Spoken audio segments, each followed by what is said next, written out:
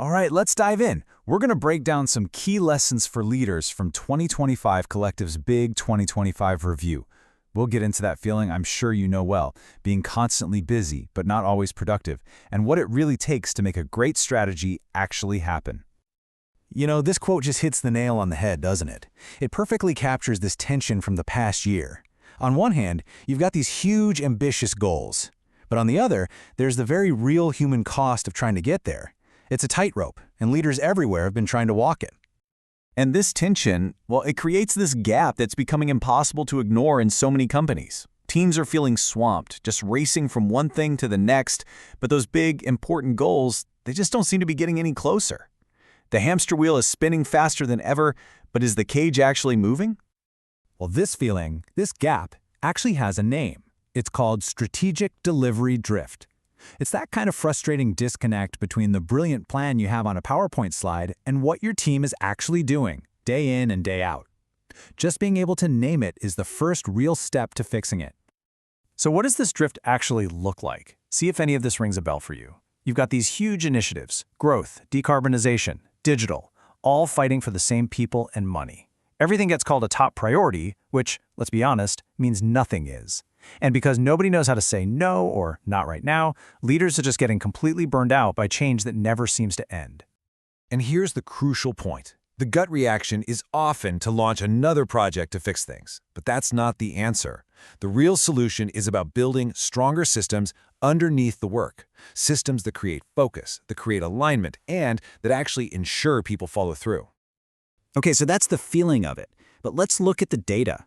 Research from over 100 Australian organizations actually puts some hard numbers behind this feeling of drift, and it shows us what's really going on beneath the surface.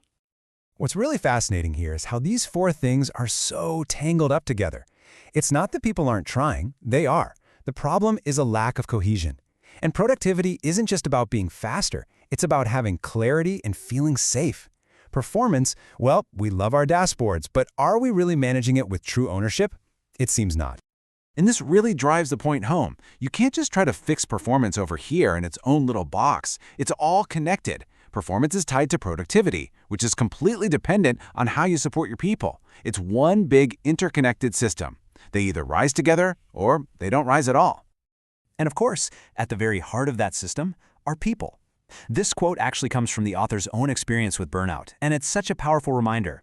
The health and well-being of your team isn't some nice-to-have side quest. It is a critical leadership asset that will either fuel your performance or completely drain it. Okay, so we've diagnosed the problem pretty clearly. Now, what do we actually do about it? The research points to 5 non-negotiables, 5 conditions that absolutely have to be there for change to actually work and stick around. Here they are. Think of this like a checklist. First, you need a real problem that people actually want to solve.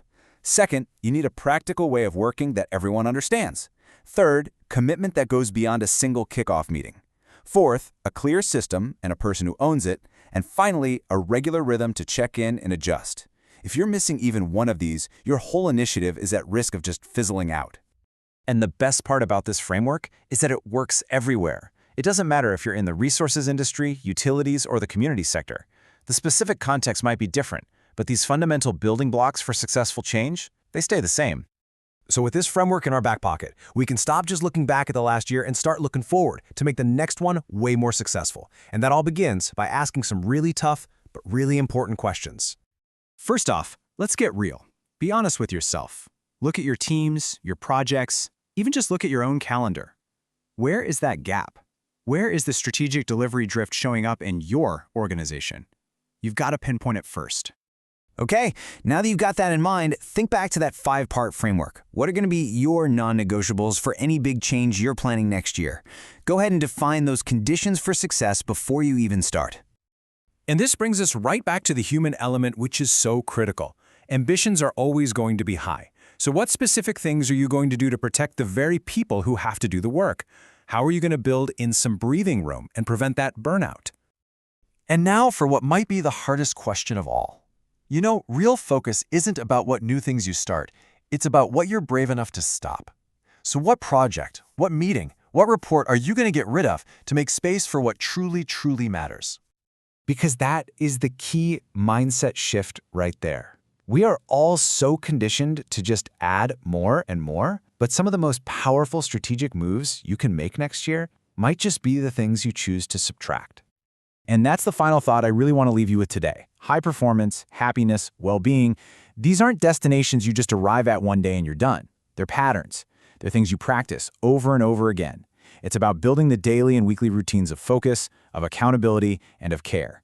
So the real question is, what patterns will you practice in the year to come?